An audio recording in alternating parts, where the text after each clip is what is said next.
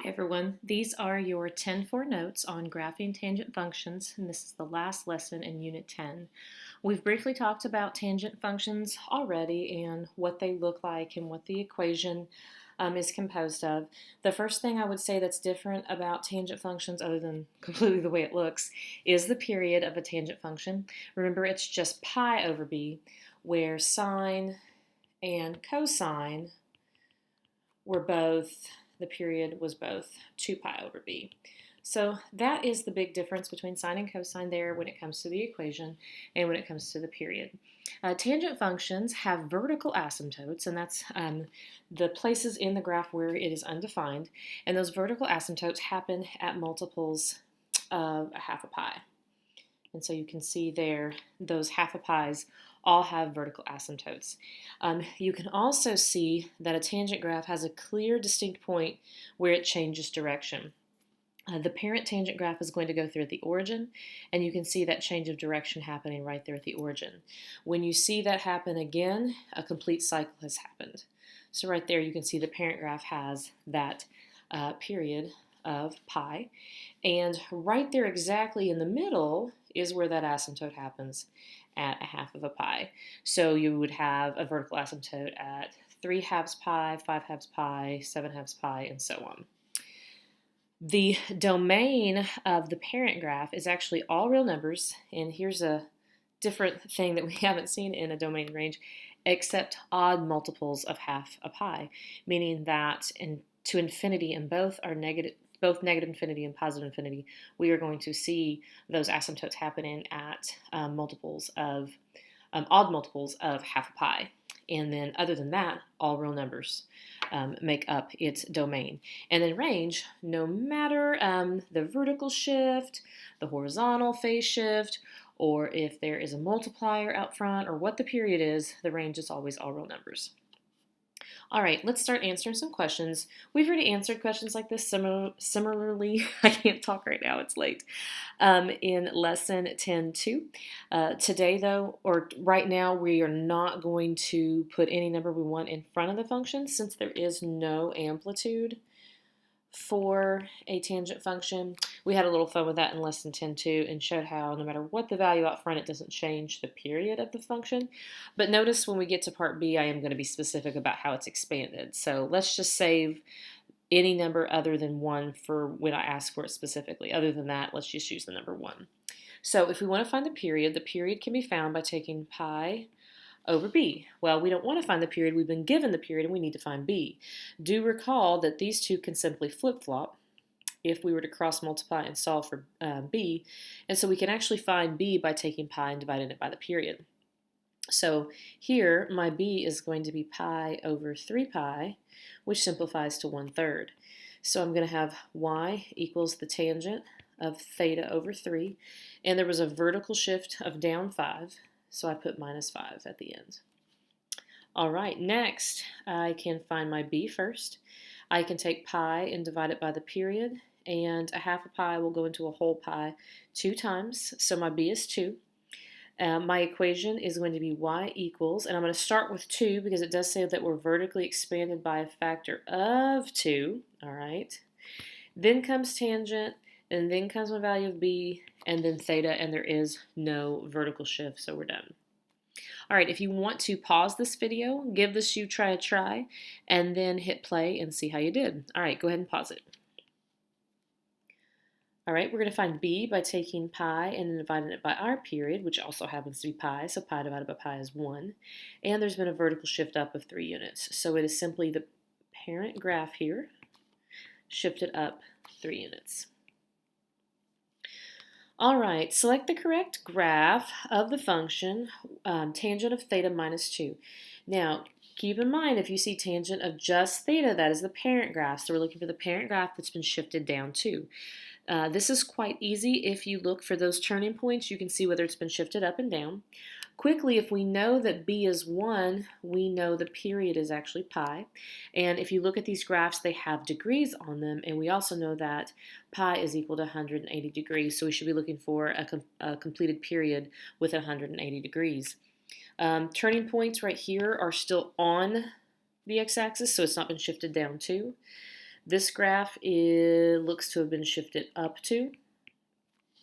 This graph has been shifted, or sorry, has not been shifted. It is still on the x-axis, and this is what I was getting at. This one does appear to be shifted, and it does appear to be shifted in the right direction. It is down 2. Let's confirm that the period works, and it looks like there is a period of 180 degrees, which is equal to pi. So we're going to go with choice D. All right, back page. It says write a tangent equation for the given graph. And something that I meant to mention on this parent graph, let's go back here, and I just want to point this out to you guys. So let me erase this real quickly. Okay, if you look at this parent graph right there, it appears to be going through at 1/4 of a pi, because we're half of the way between 0 and 1/2 a pi, and it appears to be up 1. So 1/4 a pi, comma 1. So let's see if that is in fact where it's hitting the graph. We know that on the unit circle, right there at 45 degrees, I have pi over 4. And that is paired up with the ordered pair radical 2 over 2, radical 2 over 2. And sure enough, tangent is sine divided by cosine. And so if I take radical 2 over 2 and divide it by radical 2 over 2, I get 1. So we do expect these graphs to be going through, the parent graph to be going through at 1/4 of a pi, 1. All right, so let's go back over here.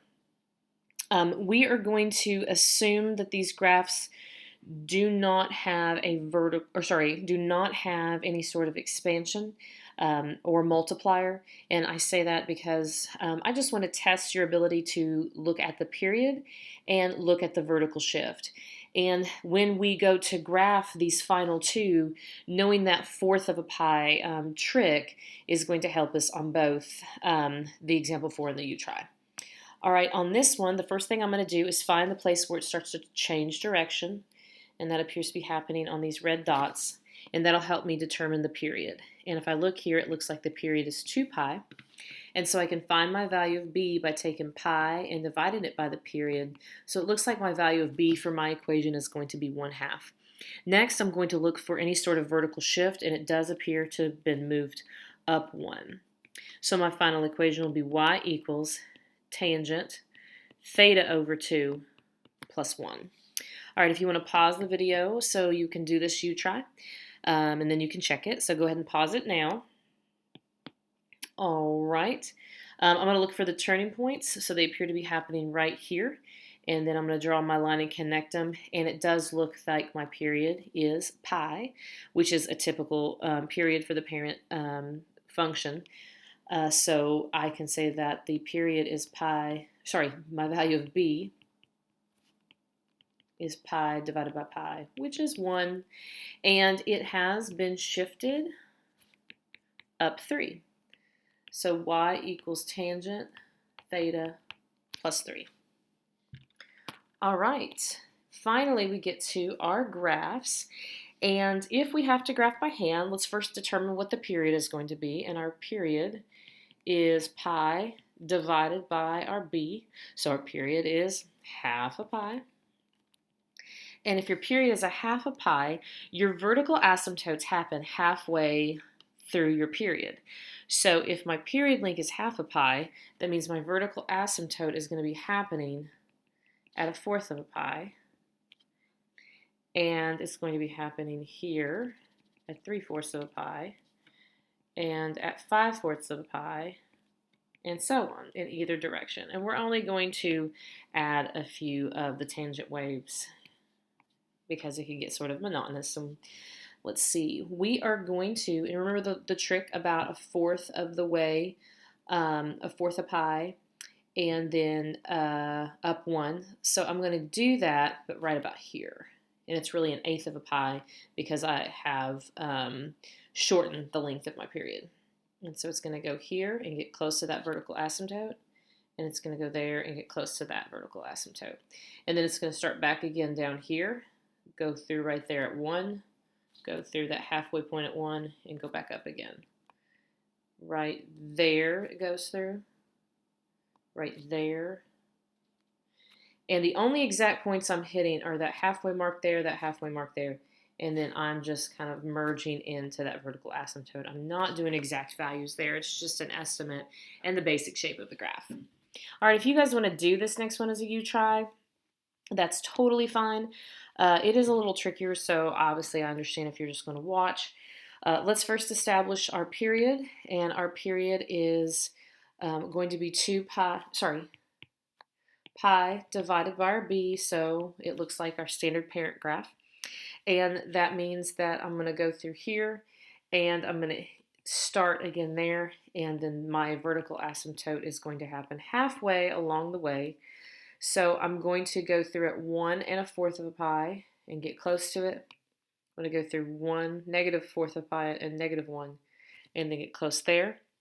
And I'm also going to do the same here. And I'm going to go through there and get close to that vertical asymptote.